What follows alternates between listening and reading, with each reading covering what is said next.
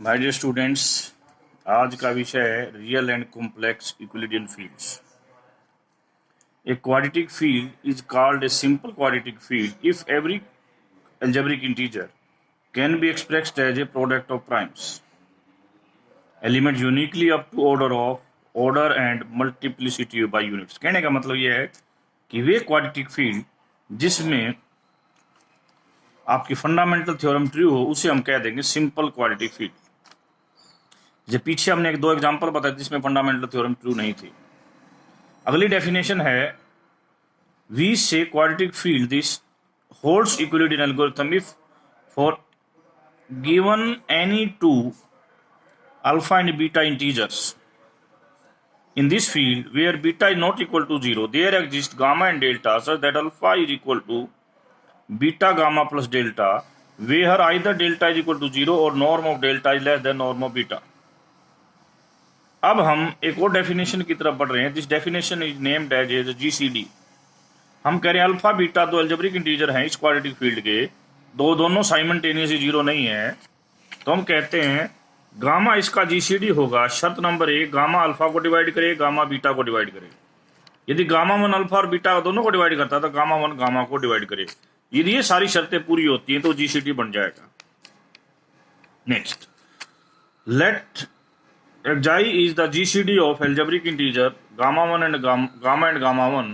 तो हम कहते हैं there exists n and n1 such that xi is equal to n this and this, where gamma and gamma 1 is both are not simultaneous 0, और ये दोनों भी इंटीजर होंगे और किस में होंगे? इस क्वाड्रेटिक फील्ड में होंगे। इन विच, ये important point, Euclidean algorithm holds. हमने विदाउट लॉस ऑफ जनरलिटी मान लिया कि गामा 1 जीरो नहीं है। Given that gamma and gamma 1 दोनों इस फील्ड से हैं, गामा 1 जीरो नहीं है, इक्विलिडियन एल्गोरिथम होल्ड होता है, तो हम ये कहते हैं कि एक ऐसा एल्जेब्रिक इंटीजर, दो एल्जेब्रिक इंटीजर मिलेंगे k1 and gamma 2 such that gamma is equal to gamma 1 k1 gamma 1 k2। या तो ये k2 गामा 2 जीरो होगा या इसकी नॉर्म इससे कम होगी। यदि गामा 2 जीरो हुआ तो इसका मतलब ये आ गया, दिस इंप्लाइज दैट कि gamma 1 is the GCD of gamma and gamma 1। If gamma 2 is not equal to 0 तो फिर इक्विलिडियन एल्गोरिथम लगाएंगे, बट इस बार लगाएंगे हम गामा 1 और गामा 2 पर, और हमें मिलेंगे k2 एंड गामा 3। और ये k2 और गामा 3 एल्जेब्रिक इंटीजर हैं। फिर सिचुएशन आएगी या तो गामा 3 जीरो होगा या ये नॉर्म इससे कम होगी। यदि गामा 3 जीरो नहीं होता है तो ये प्रोसेस फिर आगे चलेगा और ये नॉर्म हमारे पास से ऐसे आ गई, norm of gamma 1 less than norm of gamma 2, norm of gamma 3, norm of gamma 4। But we can get an infinite, हम इसके एक इनफाइनाइट बाउंडेड सीक्वेंस नहीं बना सकते। क्यों नहीं बना सकते? क्योंकि ये पॉजिटिव इंटीजर घटते घटते घटते कभी ना कभी टर्मिनेट होगी। This must be terminate. Okay, अब देखिए इसका मतलब मस्ट बी टर्मिनेट, हमने कह दिया n+1 पर ये जीरो आ गया, यानी कि ये जो डिवीजन है यहाँ पर ये जीरो आ गया, तो इसका मतलब इसने इसको पूरा डिवाइड कर दिया है। ये जो kn था ये क्या था? पहले बता दूं, एल्जेब्रिक इंटीजर्स। देन अगले, इससे पहले वाला स्टेप ये था और उससे पहले वाला ये था। इस स्टेप में से हमने इसकी वैल्यू निकाल ली यहाँ, इस स्टेप में से हमने इसकी वैल्यू निकाल ली और यहाँ पुट कर दी, हमारे पास ये चीज आ गई। We write this form as like that. ये हमने दोनों क्या मान लिए? Algebraic integer. ये प्रोसेस हम करते रहे, अल्टीमेटली हमें ये प्राप्त हो जाएगा। इसका मतलब we get eta and eta 1 belongs to k such that gamma n is the GCD of this. अब आज की मेन थ्योरम पर आ रहे हैं। If Euclidean algorithm holds in quadratic field K, then it must be simple field. Let alpha beta be two integers of K having no common factor except unit। तो इसका मतलब हो गया उनका GCD 1 है। Firstly, we show that there exists lambda naught and mu naught integer of K such that this is equal to 1। ये हम पिछले के आधार पर भी लिख सकते हैं क्योंकि हमें पता लग चुका है कि GCD 1 है, नहीं तो हमने नई एक्सप्लेनेशन दी है वो भी देख लीजिए। Let P be the set of all integers of the form this. यहाँ पे बीटा और गामा दो स्टार्टिंग में इंटीजर दिए होते, लैम्डा म्यू और कोई भी इंटीजर हो सकते हैं। तो ये जो हमने ले लिया, इसके बाद हमने क्या लिया कि वो एलिमेंट लिया जिस इसकी जो नॉर्म होगी ना वो रैशनल इंटीजर होगी, पहले बताया था। दूसरा हमने कहा एक एप्सिलॉन चूज किया सच दैट, इसकी कंडीशन है इस norm is minimum. Mode of norm is minimum among all the values of P.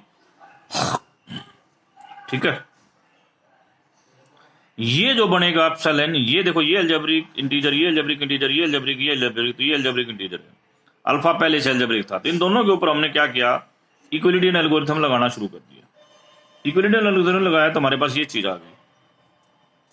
ठीक है, यहां पर हम ये वर्ड भी कह सकते हैं डेल्टा इक्वल टू 0, कोई बात नहीं लिखते, लिखा तो कोई डेल्टा, यहां से डेल्टा की वैल्यू ये आएगी, मैंने इस एप्सिलॉन की वैल्यू ये रख दी, ये आ गया answer.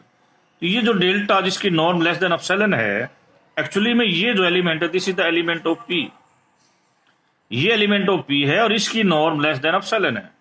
By definition of epsilon requires that this, क्योंकि हमने डेफिनेशन ऑफ एप्सिलॉन में कही थी कि एप्सिलॉन का नॉर्म सबसे छोटा है पॉजिटिव में, ये तो उससे भी छोटा आ गया, तो this requires that this must be 0।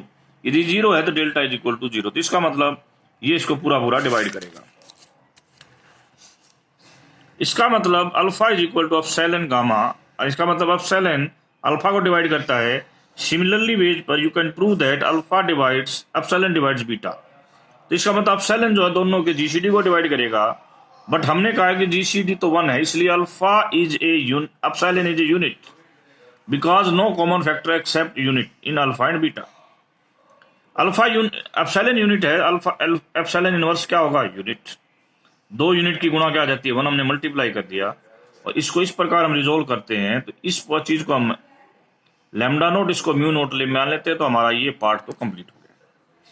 Second part, secondly we show that कि pi divide alpha beta, then either pi divides alpha और pi divides beta if pi is a prime.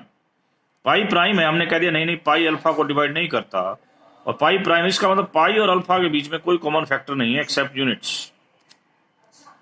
तो there exist lambda naught and mu naught such that this is 1, ये बात हमने पढ़ी थी, दोनों तरफ हमने बीटा से मल्टीप्लाई कर दिया। देखो बच्चों, ये चीज तो हमारी क्या है, पाई से डिवाइड हो रही है, ये भी पाई से डिवाइड हो रहा है, तो total thing is divide by pi.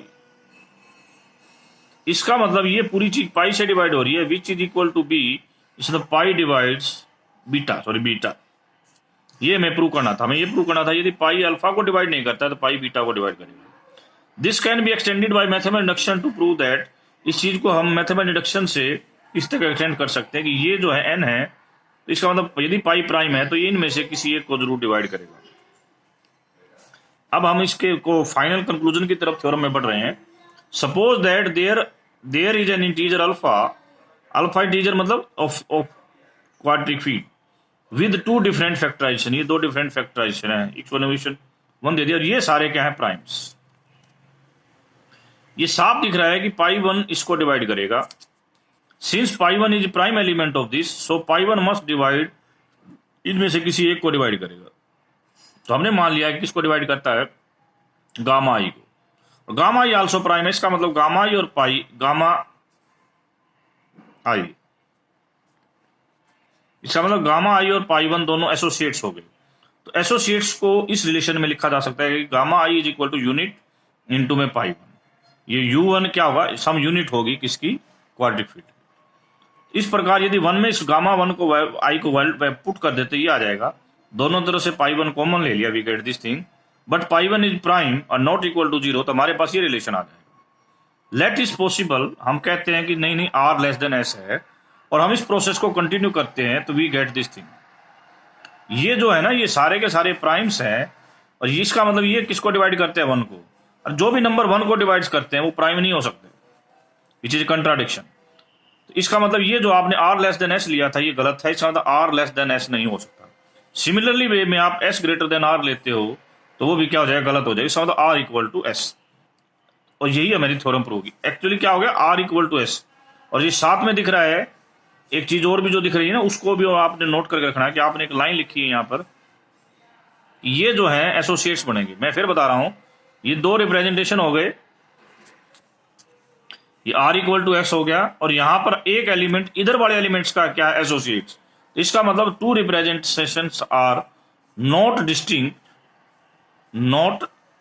Distinct यदि हम बात यूनिट्स को माने, बट हमने जो स्टेटमेंट लिखी, हम जो है ना बात करते हैं यूनिट्स के अलावा, यूनिट्स तक तो हो सकता है, बट यदि हम ये कह दें यूनिट्स के अलावा लिखें, डिस्टिंक्ट प्राइम्स की बात करें, देखो जब आपने लिखा है यहाँ पर, यदि हम ये कहें कि दोनों डिस्टिंक्ट प्राइम हैं, तो ये प्राइम इनमें से एक इसके इक्वल हो जाएगा, ये इसके इक्वल हो जाएगा, यहाँ इसके इक्वल हो जाएगा, इस प्रकार ये रिप्रेजेंटेशन आपका यूनिक हो जाएगा up to associates and units.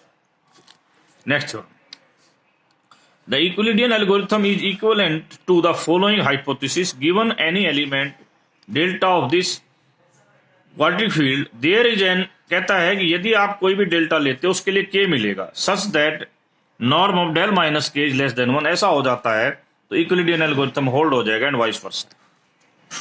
पहली बार हमने कह दिया कि ये हाइपोथेसिस हमारी ट्रू है, तो हमने क्या लिया, एक गामा लिया, गामा 1 लिया, गामा 1 नॉट इक्वल टू 0 ले लिया, तो डेल्टा मान लिया मैंने गामा बटे गामा 1, ये दोनों एल्जेब्रिक इंटीजर हैं।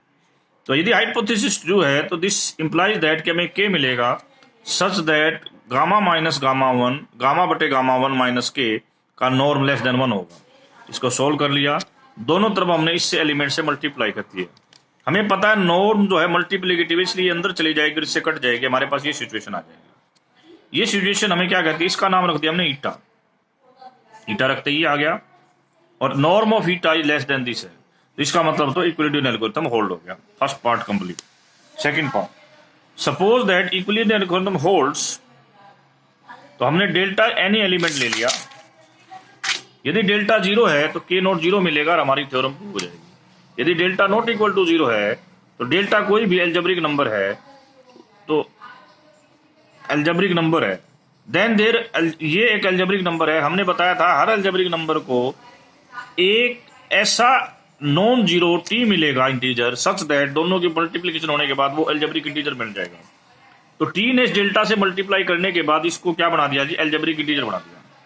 नाउ ये भी एल्जेब्रिक इंटीजर है, ये भी एल्जेब्रिक इंटीजर है, और टी क्या है, नॉट इक्वल टू 0, क्योंकि टी जो मिला है वो नॉन जीरो है, इसलिए यहाँ पर इक्विलिडियन एल्गोरिथम लगने की संभावना पूरी हो गई।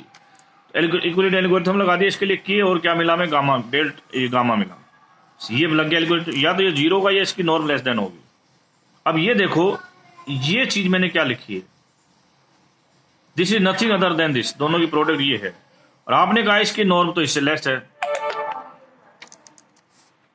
इसकी नॉर्म इससे लेस है, ठीक है, करेक्ट, ओके, वेरी गुड। अब यदि मैं इसको काट देता हूं तो इसका मतलब इसकी नॉर्म लेस देन 1 हो गई। इसकी वैल्यू आपने ऑलरेडी निकाल रखी है, क्या है इसकी वैल्यू, डेल्टा माइनस के, तो इसका मतलब नॉर्म ऑफ डेल्टा माइनस के लेस देन 1 हो गई, विच रिक्वायर्स द प्रूफ। अब एक रिमार्क्स लेते हैं हम, thus to prove that a quadratic field is simple field, it is enough to prove that given any delta of the field there exists a level in the case such that its norm is less than 1। यदि आपको किसी को simple field prove करना है तो ये prove कर दो, दैट इज एनफ। ओके, तो ये बच्चों मैंने थोड़ा सा वीडियो को चेंज करके दोबारा बनाया है, तो see this video, thank you.